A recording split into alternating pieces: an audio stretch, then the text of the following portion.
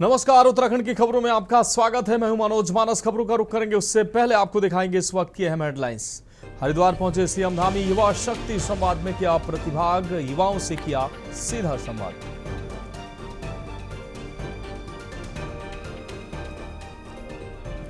Nainital mall road बनी no horn zone, horn बजाने पर 1000 तक का चालान, ऑडियो कैमरे से होगी निगरानी, पर्यटकों से नियम मानने की अपील। पप्पू यादव के प्रदर्शन पर संत नाराज, भगवा वेशभूषा पर उठाए सवाल, सनातन की गरिमा से खिलवाड़, धार्मिक प्रतीकों के प्रयोग का विरोध। हल्द्वानी में बिजली कटौती पर कांग्रेस का प्रदर्शन, हेमंत साहू के नेतृत्व में पुतला दहन, बिजली संकट से जनजीवन प्रभावित। उत्तराखंड में बारिश बनी आफत, मानसून में 135 सड़कें बंद, भूस्खलन से बढ़ी मुश्किलें, संवेदनशील क्षेत्रों में मशीनें तैनात। लक्सर में सांप के डसने से मासूम की मौत, खेलने निकली थी 3 साल की बच्ची, हायर सेंटर ले जाते समय दम तोड़ा।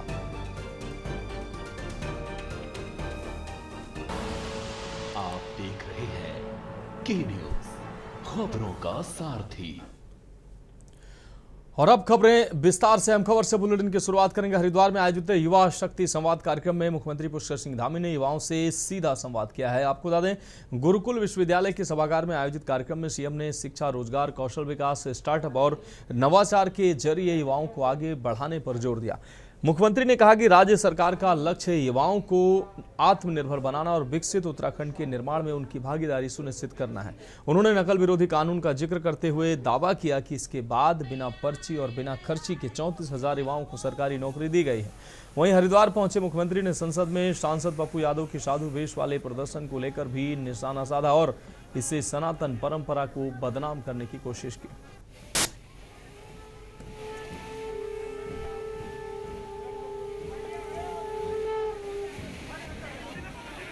आज हमारे प्रधान बहुत और हर क्षेत्र में उन्होंने प्रधानमंत्री बनने के बाद युवाओं को लगातार आगे बढ़ाने के लिए अनेक काम। पहली बात स्किल डेवलपमेंट का विभाग बनाया और इसका प्रावधान किया गया कि सभी युवा क्षेत्रों में आगे आए, स्टार्टअप कल्चर को आगे बढ़ाया गया। आज भारत पूरी दुनिया का तीसरा सबसे बड़ा इकोसिस्टम वाला देश है और राज्य के अंदर भी चाहे वो साइंस, इसकी नई पॉलिसी हम लेकर आए हैं। राज्य में युवाओं को सरकारी नौकरियां बिना किसी पर्ची और बिना किसी कितने के, बिना किसी नकल के, बिना किसी भ्रष्टाचार के उसके लिए हम नकल का सख्त कानून लेकर आए।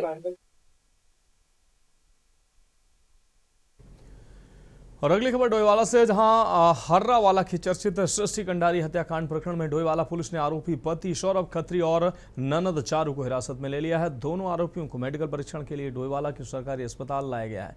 मेडिकल के दौरान दोनों आरोपियों ने मीडिया के किसी भी सवाल का जवाब देने से इनकार कर दिया। पुलिस मामले में आगे की विधिक कार्रवाई कर रही है। सौरभ अपनी बात रखो। निशा कुछ कहना चाहेंगे? चारू, डोईवाला कोतवाली के हर्रावाला का एक प्रकरण था जिसमें सृष्टि कंडारी ने 29 तारीख को सुसाइड कर लिया था। उस मामले में पुलिस ने अपनी कार्रवाई को आगे बढ़ाया। 2 आरोपी जो बनाए गए थे, सौरभ खत्री और चारू, दोनों को पुलिस ने गिरफ्तार किया और उसके बाद डोईवाला हॉस्पिटल में लाए गए थे, जहां उनका मेडिकल किया गया। उसके बाद कोर्ट में पेश किया जाएगा, जहां से उनको जेल भेजने की कार्रवाई की जाएगी। इस वक्त की बड़ी खबर डोईवाला से मैं यही दे रहा हूँ कि जो सृष्टि कंडारी आत्महत्या प्रकरण है उसमें 2 लोगों की गिरफ्तारी हुई है। राजकुमार बराल, के न्यूज, डोईवाला। अब बात अगली खबर की करेंगे। खबर नैनीताल से है, जहां सरोवर नगरी नैनीताल में 1 अगस्त से मॉल रोड को नो हॉर्न जोन घोषित कर दिया गया। प्रशासन ने तल्लीताल डांट से मल्लीताल रिक्शा स्टैंड और मस्जिद तिराहा तक सभी वाहनों के हॉर्न बजाने पर प्रतिबंध लगाया है। नियम का उल्लंघन करने पर 1000 रुपये का चालान किया जाएगा। जिला प्रशासन सहित स्थानीय पुलिस ने लोगों व पर्यटकों को नए नियमों की जानकारी देने के लिए जागरूकता अभियान शुरू किया है। आपको बता दें, एसडीएम नवाजिस खालिक ने बताया कि जिलाधिकारी की स्वीकृति के बाद प्रमुख स्थानों पर ऑडियो रिकॉर्डिंग युक्त कैमरे लगाए जाएंगे, जिनकी मदद से आपको बता दें अनावश्यक हॉर्न बजाने वाले वाहनों की पहचान कर चालान किया जाएगा।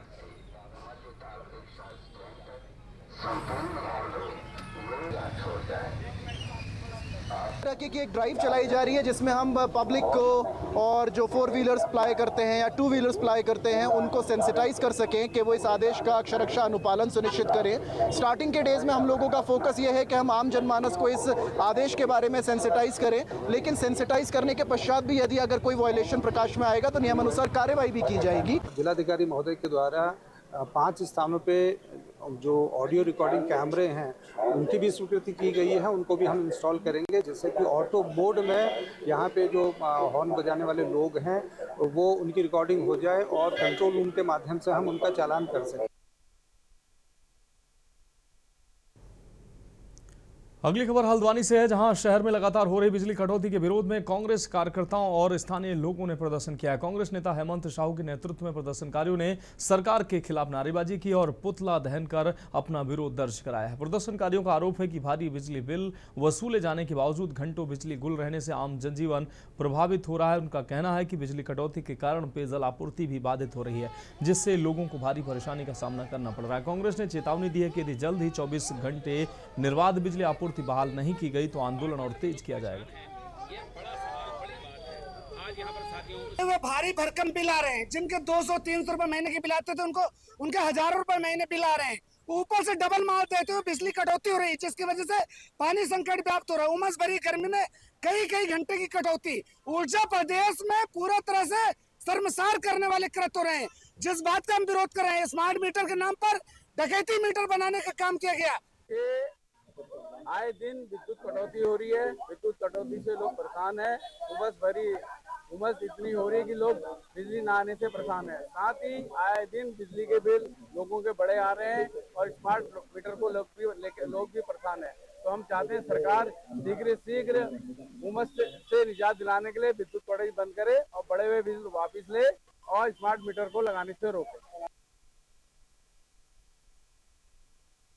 और अगली खबर देहरादून से, जहां उत्तराखंड में लगातार हो रही मानसूनी बारिश के कारण राज्य भर में 135 सड़कें बंद हो गई हैं। प्रशासन के रियल टाइम मॉनिटरिंग सिस्टम के अनुसार इनमें 104 सड़कें केदारनाथ क्षेत्र, 31 सड़कें लोक निर्माण विभाग के अंतर्गत शामिल हैं। पीडब्ल्यूडी के प्रमुख अभियंता राजेश चंद्र शर्मा ने बताया कि भूस्खलन और स्लिप की भी आशंका वाले संवेदनशील स्थानों पर पहले से जेसीबी और अन्य मशीनों को तैनात किया गया है। सड़क बंद होने की स्थिति में 25 से 30 मिनट के भीतर मार्ग खोलने का प्रयास किया जा रहा है, ताकि लोगों को कम से कम परेशानी हो।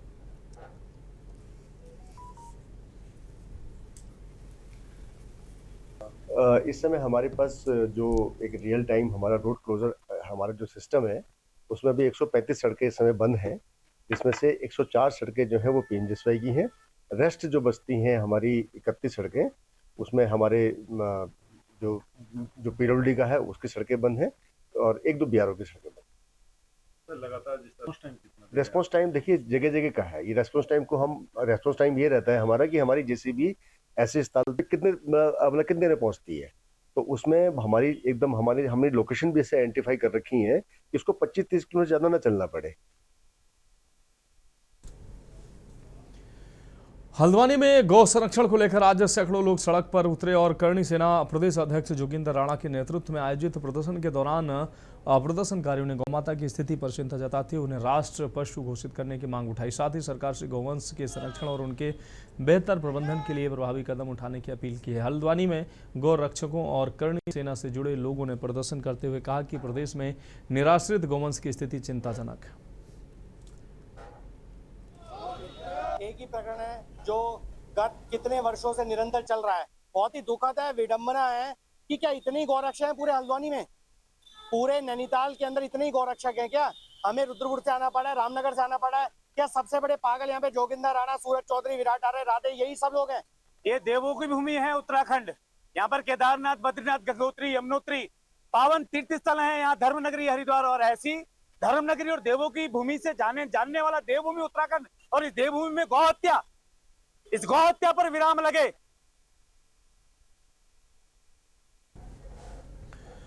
अगली खबर नैनीताल से, जहां सरोवर नगरी नैनीताल में आज 1 अगस्त से मॉल रोड पर सभी वाहनों के लिए हॉर्न बजाने पर पूरी तरह से रोक लग गई है। आपको बता दें तल्लीताल डांट से मल्लीताल रिक्शा स्टैंड और मस्जिद तिराहा तक के क्षेत्र को साइलेंट जोन घोषित किया गया। नियम का उल्लंघन करने पर 1000 तक चालान किया जाएगा। जिला प्रशासन और पुलिस ने जागरूकता अभियान चलाकर पर्यटकों और स्थानीय लोगों को नए नियमों की जानकारी दी है। एसडीएम नवाजिश खलीक ने बताया कि जिलाधिकारी की स्वीकृति के बाद प्रमुख स्थानों पर ऑडियो रिकॉर्डिंग युक्त कैमरे लगाए जाएंगे, जिनकी मदद से हॉर्न बजाने वाले वाहनों की पहचान कर कंट्रोल रूम से ई चालान जारी किया जाएगा। जिला प्रशासन ने सभी पर्यटकों और नागरिकों से नए नियमों का पालन करने की अपील की।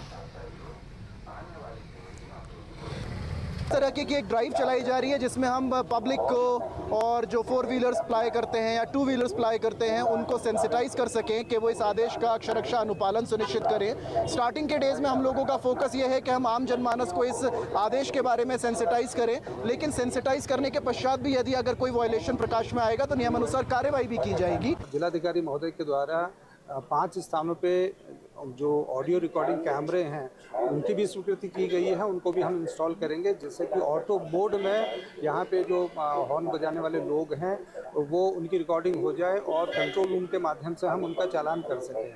आप सभी के माध्यम से मेरा ये अनुरोध है, नैनीताल की जो क्षेत्रीय जनता है और जो पर्यटक बाहर से आ रहे हैं, कृपया इसकी जो प्रिस्टीन इकोलॉजी है, जो इसका वातावरण है नैनीताल का, इसको बनाने में एक शांत क्षेत्र बनाए रखने में मदद करें।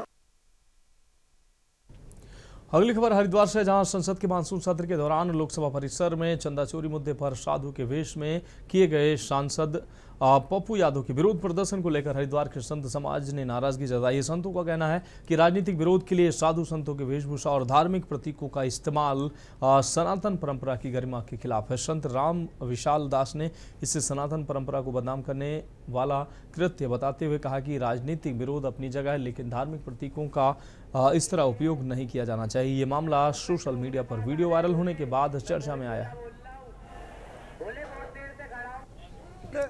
आज मैं भी उठाऊंगा जी यहाँ से, और मेरी पत्नी है मेरे साथ, और बाकी देखो बहुत मुस्लिम जुड़े हुए हैं हमारे साथ, जो कौड़ में हमारे साथ शामिल होंगे। कहाँ से कहाँ जाएंगे? ये यात्रा जाएगी जी हमारी हरिद्वार से गाजियाबाद तक। तो कोई धमकी भी आपको मिली होगी? देखो धमकी तो जब से मैंने सनातन में घर वापसी की मेरे पर हमला भी हो चुका है, और धमकी तो मेरे पास तीर है। पाकिस्तान तभी कॉल आती है, मेरे पर मारने की धमकी दी जाती है मुझे। मैंने कोई किसी का बुरा नहीं किया। जब मैंने सनातन में घर वापसी की, मैंने इस्लाम के बारे में कोई गलत नहीं बोल लेते, ना कोई गलत विचार थे। भाई मेरा मन करा, मैं इस चीज से पीड़ित हो गया, मैं अपने सनातन धर्म में आया।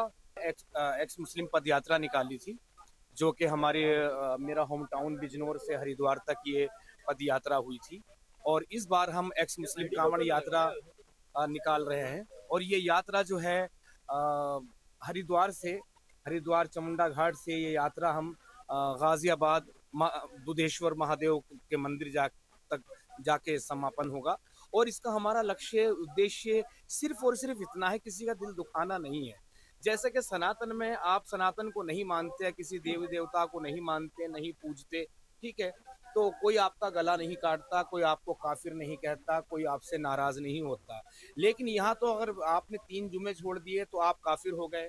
हाँ, और अगर आपने कह दिया कि मैंने इस्लाम छोड़ दिया, मैं एक्स मुस्लिम हो गया, यानी मैं मुर्तद हो गया, तो सर तन से जुदा हो गया। तो हमारा केवल इतना सा उद्देश्य है कि अगर इस्लाम हमने छोड़ दिया है, जब भारत आजाद है, ये संविधान से चलने वाला ये देश है, तो हम क्यों अपनी मर्जी से नहीं जी सकते। अगली खबर लक्सर से, जहां लक्सर के रायपुर गांव में जहरीले सांप के डसने से 3 वर्षीय मासूम बच्ची की मौत हो गई है। बताया जा रहा है कि बच्ची घर से बाहर खेलने निकली थी, तभी उसे सांप ने डस लिया। परिजन उसे तुरंत लक्सर के एक निजी नर्सिंग होम लेकर पहुंचे, जहां डॉक्टरों ने हालत गंभीर होने पर हायर सेंटर रेफर कर दिया, लेकिन हायर सेंटर ले जाते समय रास्ते में ही मासूम ने दम तोड़ दिया। घटना के बाद परिवार में कोहराम मच गया, जबकि सूचना मिलते ही बड़ी संख्या में ग्रामीण पीड़ित परिवार के घर पहुंच गए।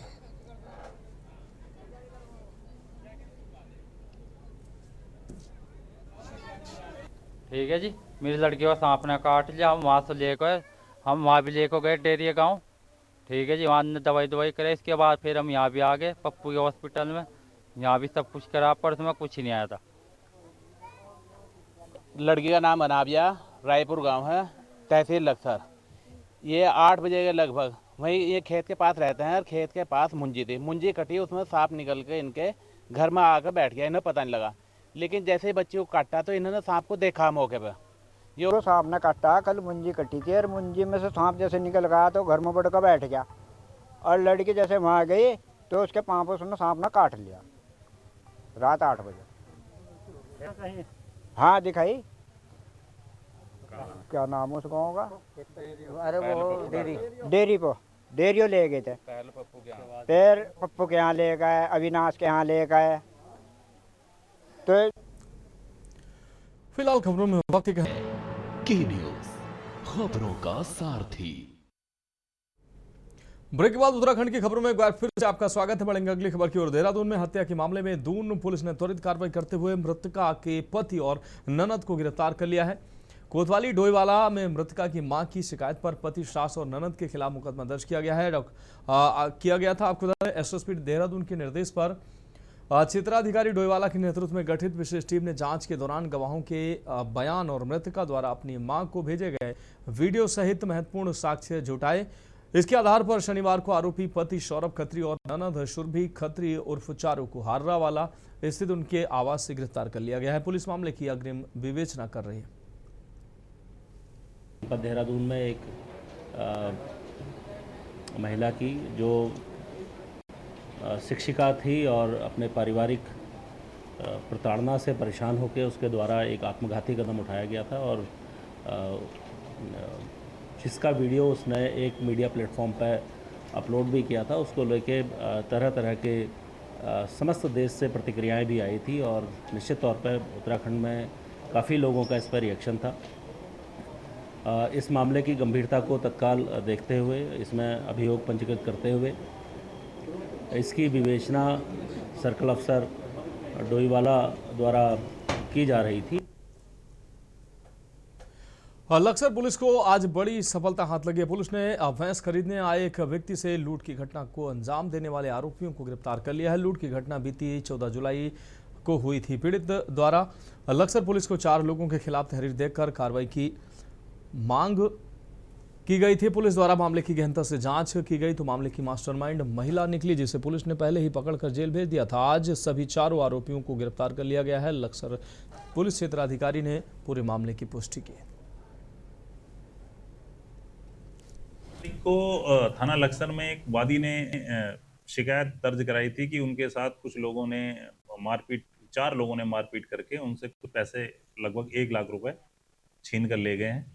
इस पर थाना लक्सर में मुकदमा दर्ज हुआ, कार्रवाई की गई और दौरान तफ्तीश ज्ञात हुआ कि जिस व्यक्ति ने कंप्लेन कराई थी वो एक भैंस खरीद के बहाने किसी के द्वारा उसको बुलाया गया था। उस परिप्रेक्ष्य में पूर्व में भी एक गिरफ्तारी आप लोगों को पता है कि एक महिला की गिरफ्तारी हो चुकी थी।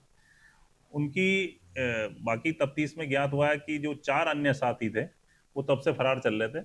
उस संबंध में पुलिस ने उनको गिरफ्तार करके जेल भेज दिया है। देवभूमि उत्तराखंड में मानसून पूरी तरह से सक्रिय हो चुका है। इसका असर आम जनजीवन के साथ धार्मिक आयोजनों पर भी दिख रहा है। यही वो समय है जब विश्व प्रसिद्ध 4 धाम यात्रा अपने चरम पर है और लाखों श्रद्धालु बाबा केदार, बद्री विशाल, गंगोत्री और यमुनोत्री के दर्शन को पहुंच रहे हैं। साथ ही कांवड़ यात्रा भी शुरू हो चुकी है, लेकिन लगातार बारिश और भूस्खलन राज्य सरकार के लिए बड़ी चुनौती बन गए हैं। ये रिपोर्ट देखिए। उत्तराखंड में मानसून ने रफ्तार पकड़ ली है। एक तरफ 4 धाम यात्रा अपने पीक पर है, दूसरी तरफ बारिश ने राज्य सरकार की चुनौतियां बढ़ा दी हैं। बाबा केदार, बद्री, गंगोत्री, यमुनोत्री के दर्शन को आए लाखों श्रद्धालुओं को भारी बारिश और भूस्खलन की वजह से 2 बार यात्रा भी रोकनी पड़ी। वहीं प्रदेश के पहाड़ दरक रहे हैं और मैदान जलभराव से जूझ रहे हैं। इसका सबसे बड़ा नुकसान सड़कों को हुआ है। देहरादून के प्रेमनगर में नया बना पुल बारिश में क्षतिग्रस्त हो गया। हरिद्वार में ललतारो पुल के पास सड़क अचानक धंस गई।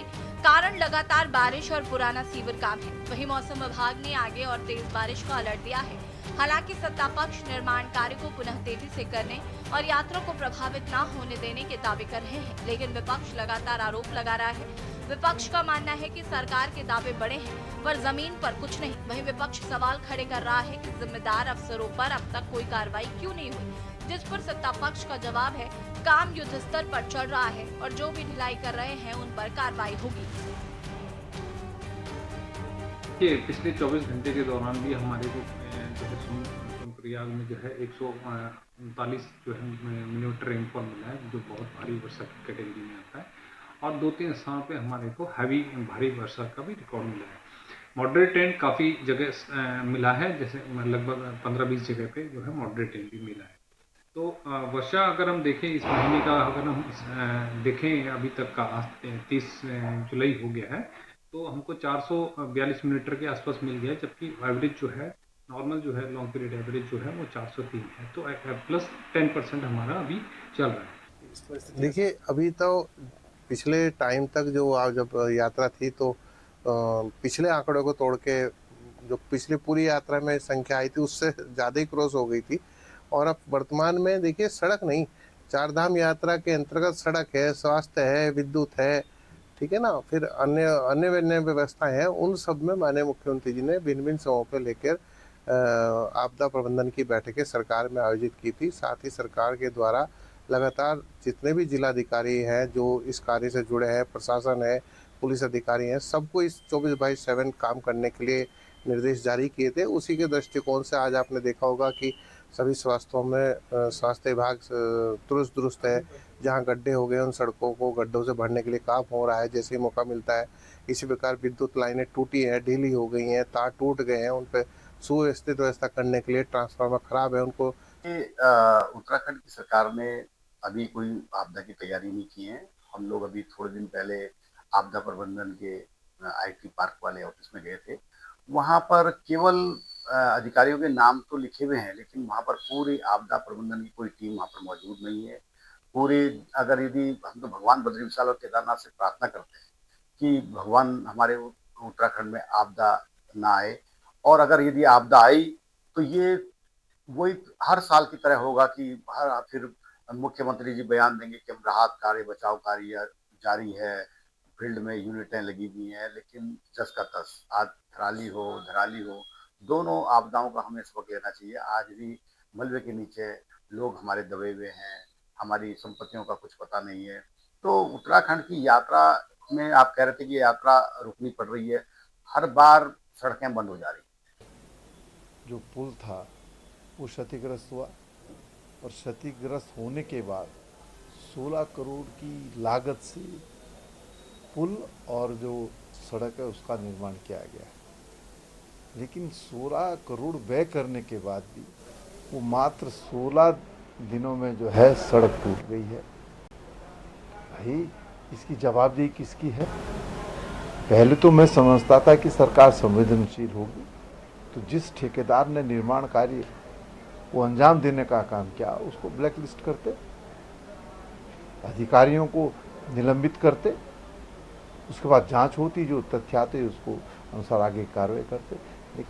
देखिए राजनीति करने वाले इस पे राजनीति ही करेंगे, क्योंकि विपक्ष है। अब उनको तो ऐसा लगता है कि आपदा में उनको अवसर मिल गया तो वो हर अवसर को कहीं ना कहीं भुनाने की कोशिश करते हैं। लेकिन सरकार ने जिस तरीके से नंदा की चौकी वाले पुल को देखने का काम किया, उसे गंभीरता से लिया और उसे तुरंत जो हमारे जिला अधिकारी थे उन्होंने सुबह से खड़े होकर शाम तक उस पुल को बनाने का काम भी किया। और सही तरीके से उसमें उन्होंने डायरेक्टली कहा है कि जो लोग इसमें शामिल होंगे, कोई भी हो इसमें, उनके खिलाफ जाँच भी होगी, उनके खिलाफ कार्रवाई भी होगी। कुल मिलाकर कहा जाए तो उत्तराखंड के लिए मानसून सिर्फ मौसम नहीं बल्कि एक बड़ी परीक्षा भी कहा जा सकता है।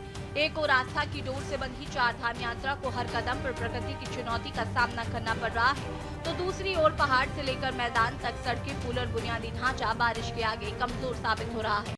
प्रेमनगर का क्षतिग्रस्त पुल और हरिद्वार में ललतारों के पास धंसी सड़क इसी लापरवाही की निशानी है। सरकार भले ही आपदा प्रबंधन और समयबद्ध मरम्मत के दावे कर रही हो, लेकिन विपक्ष के सवाल भी लाजमी है कि आखिर निर्माण की गुणवत्ता पर निगरानी क्यों नहीं और दोषियों पर कार्रवाई कब होगी। वहीं मौसम विभाग की चेतावनी को देखते हुए आने वाले दिन और मुश्किल भरे हो सकते हैं, तो जरूरत इस बात की है कि दावों के साथ धरातल पर भी ठोस कदम उठें ताकि श्रद्धालुओं की आस्था भी सुरक्षित रहे और आम जनता का भरोसा भी। Uttarakhand desk report. तो फिलहाल उत्तराखंड की खबरों में अभी के लिए मेरे साथ इतना ही। मुझे दीजिए इजाजत और आप देखते रहे के न्यूज़ इंडिया।